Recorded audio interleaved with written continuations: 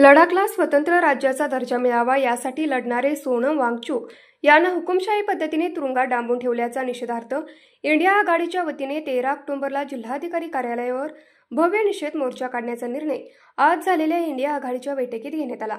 अजिंक्य तारा कार्यालय येथे प्रमुख पदाधिकाऱ्यांच्या उपस्थितीत ही बैठक संपन्न झाली।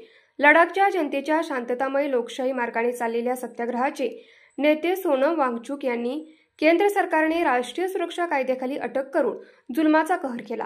कोल्हापूर जिल्ह्यातील संविधानप्रेमी जनतेच्या वतीने भाजप सरकारच्या या हुकुमशाहीचा निषेध कार्यक्रम ठरवण्यासाठी इंडिया आघाडीच्या प्रमुख कार्यकर्त्यांची बैठक अजिंक्य तारा कार्यालय येथे संपन्न झाली। या बैठकीत केंद्र सरकारच्या हुकुमशाही कारभाराचा निषेध व्यक्त करण्यात आला।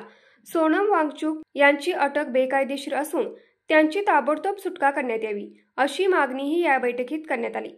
देशाचे सरन्यायाधीश भूषण गवई यांच्यावर झालेल्या हल्ल्याचा प्रयत्न याशिवाय न्याय हक्कासाठी लढणाऱ्या देखील हुकुमशाही पद्धतीने तुरुंगात डांबण्यात येत असेल तर मोदी सरकारची हुकुमशाही संविधानावर चालणाऱ्या देशासाठी घातक असल्याची तीव्र प्रतिक्रिया यावेळी मार्क्सवादी कम्युनिस्ट पार्टीचे नेते उदय नारकर यांनी व्यक्त केली।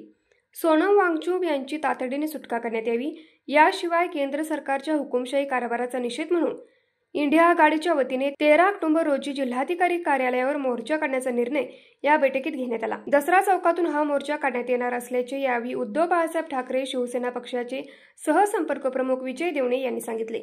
या बैठकीला राष्ट्रवादी शरदचंद्र पवार पक्षाचे जिल्हाध्यक्ष व्ही पाटील, काँग्रेसचे शहराध्यक्ष सचिन चव्हाण, डीजी भास्कर, कॉम्रेड रघुनाथ कांबळे, शिवाजीराव परुळेकर, अनिल घाटगे, अभिजित कांबळे, बाबूराव कदम, भारती पवार, चंद्रकांत जाधव, सम्राट मोरे, सुभाष देसाई, विजय सूर्यवंशी, सुजय पोतदार, सुनील देसाई, दिग्विजय मगदुम, भरत रसाळे, मोहन सालपे आदी उपस्थित होते। न्यूज मराठी 24 साठी निरंजन पाटील, कोल्हापूर। हे आहे गोकुळचं श्रीखंड, अगदी जिभेवर रेंगाळणार, जिभेवरच नाही तर मनावरही रेंगाळणार। गोकुळ श्रीखंड, मनावर रेंगाळणार।